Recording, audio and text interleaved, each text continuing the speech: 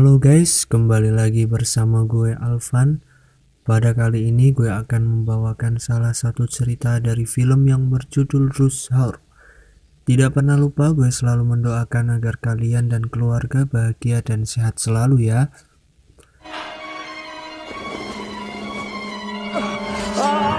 Film ini diperankan oleh yaitu aktor ternebes di dunia, yaitu siapa lagi kalau bukan Jackie Chan, dan juga partner the bestnya kalau bukan si Chris Tucker. Film ini menceritakan dua orang pria yang bekerja sama untuk mengatasi kasus penculikan seorang anak dari seorang pejabat Cina. Namun tentu saja itu bukanlah hal yang mudah bagi mereka. Oke, seperti biasa sebelum mulai siapin dulu udut dan woodbray untuk menemani kita menyaksikan film, dan intro dulu lah.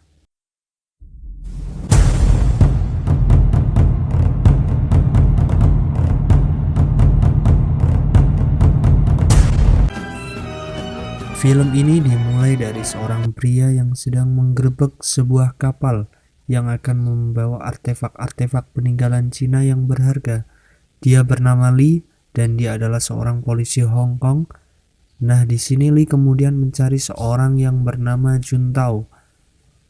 Anak buahnya yang bernama Sang, karena Juntao adalah seorang pemimpin dari penyelundupan ini, tapi sayangnya si Sang pun berhasil kabur dari Lee.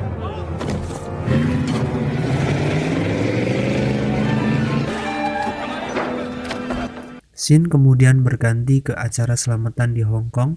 Nah, di sini mereka sedang merayakan sebuah kesuksesan dari seorang pria yang bernama Han, karena ia sudah diangkat menjadi konsul di Amerika Serikat. Dan pemimpin selamatan ini bernama Thomas. Setelah itu tiba-tiba datang Lee ke sana. Ia kemudian memberitahukan kalau dia berhasil merebut kembali artefak-artefak yang sudah dicuri dari para mafia Juntao. Organization and reclaim artifacts from 5,000 years of China. Hong Kong forever. To Hong Kong. Di sisi lain, Lee ketemu dari anak dari konsul Han, dia bernama Xiu Yang, dan di sini Lee mencoba untuk meyakinkan Si yang agar mau berpindah ke Amerika Serikat bersama ayahnya dengan memberikan sebuah kalung. Scene tiba-tiba nanti kedua bulan kemudian di Amerika Serikat, dan di sini kita diperlihatkan dengan seorang pria overspeaking yang bernama Carter. Nah, ternyata si Carter akan melakukan transaksi jual beli bom kepada seorang pria bernama Cliff. Tapi tak lama kemudian ada dua orang polisi datang ke sana karena curiga. Dan tiba-tiba, nah, dengan otak smartnya si Carter mencoba untuk menipu para polisi itu. Tapi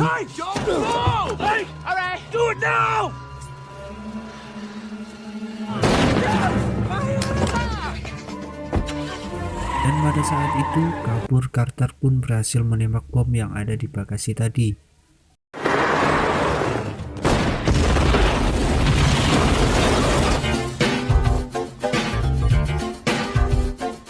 Nah, ternyata si Carter adalah seorang LBD. Scene kemudian berganti ke gedung konsul Cina yang berada di Los Angeles, Amerika Serikat, dan ini adalah tempat tinggalnya dari konsul Han dan anaknya Xiu Yang. Di sini Xiu Yang sedang berpamitan dengan ayahnya untuk pergi ke sekolah.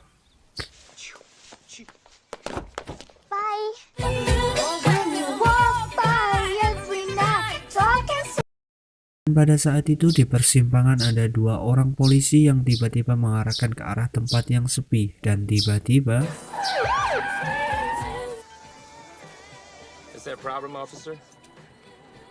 ternyata si Sang sudah menyamar menjadi polisi untuk menculik Xiu Yang dari mereka.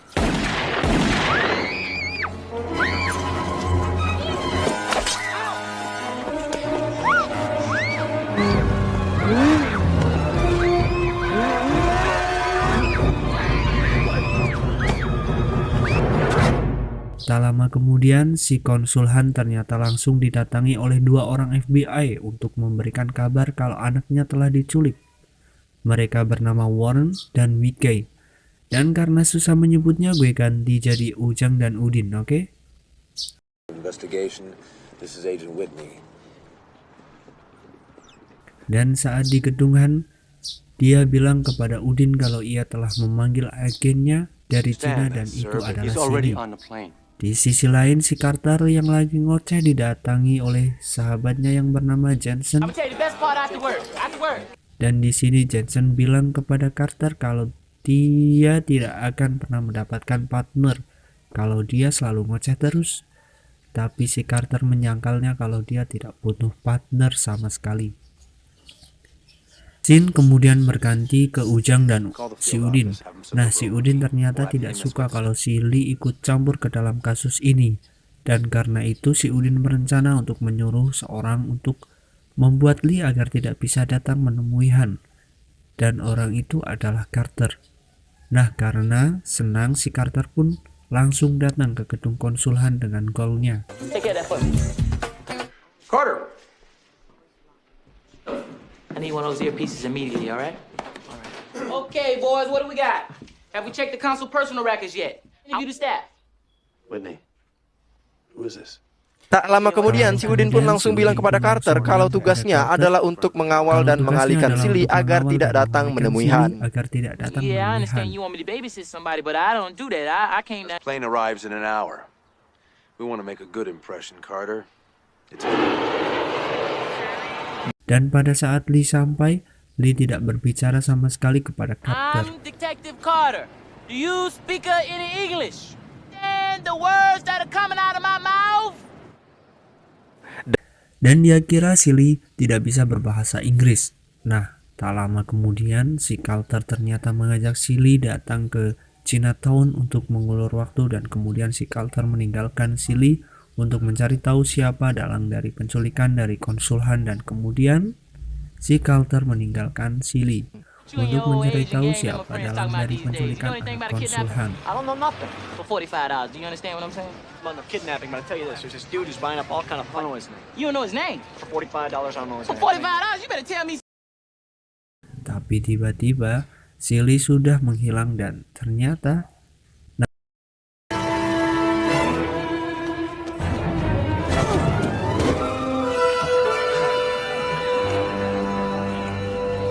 pada saat sudah terkejar si Carter malah pamer kalau dia adalah FBI. Okay, wait a minute. Dan karena si Lee pun akhirnya kabur dengan berkelantungan di sebuah kren. Get out of my way. Watch out, watch out.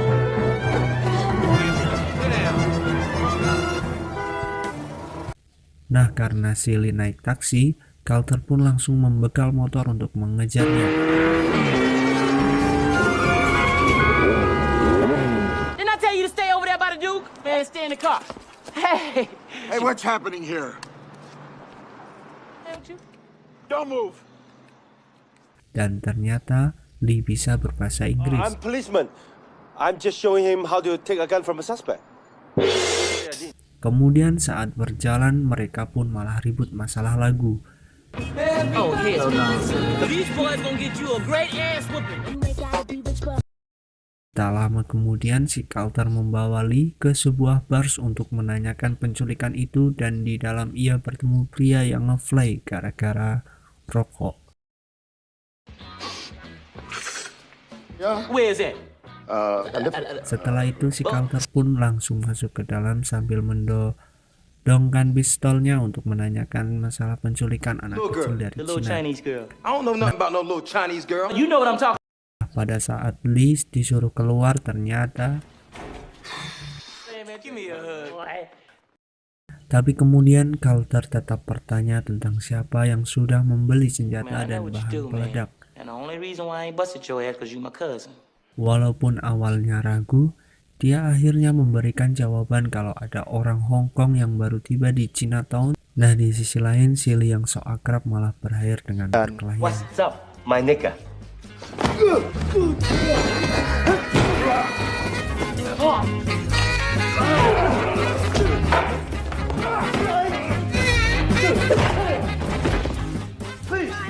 Dan saat dimasuk ke dalam si Carter mulai lagi. What a little girl at? What little girl? What a little girl? You know what little ass. So get over in the car. Dari bar kemudian si Carter malah mengajak Lee ke Indomaret untuk membeli mie gelas karena takut kabur lagi. Si Carter pun memborgolnya. What are you doing? You ain't the only one with quick hands, are you? Tapi pada saat Carter kembali, ternyata si Lee pergi dari sana untuk langsung datang ke gedung konsul Han, dan tentu itu tidak akan mudah. It's about his daughter Su Yang. Hands above your head! Invited.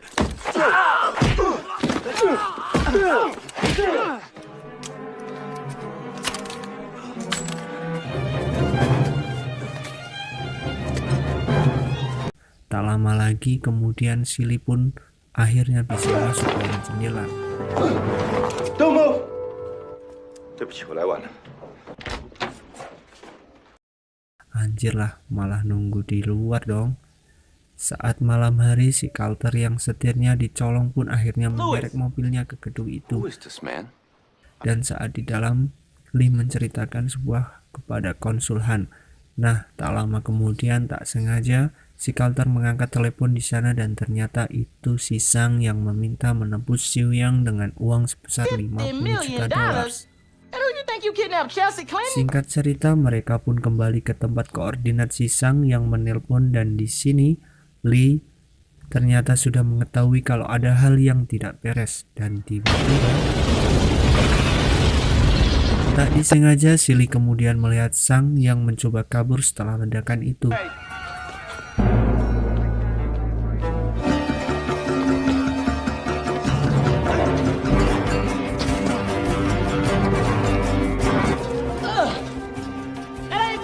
Tak lama kemudian saat Lee tersangkut, si Carter malah menghampirinya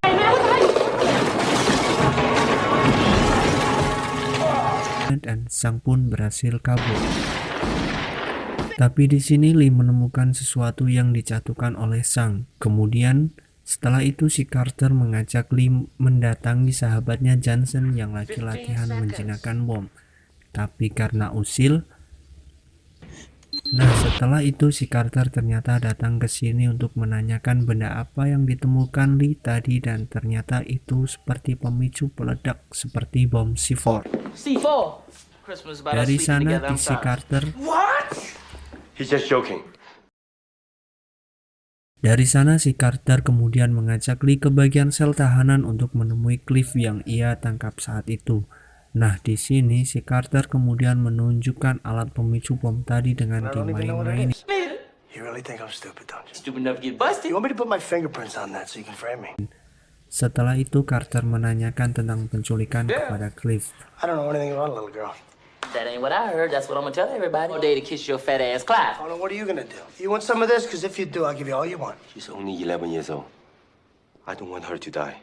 Tapi tak lama, Cliff yang penuh iba akhirnya memberitahu nama dan tempat dalang dari penculikan itu. Chow Restaurant, Chinatown. Dan tanpa pikir panjang, mereka berdua pun langsung datang ke restoran itu.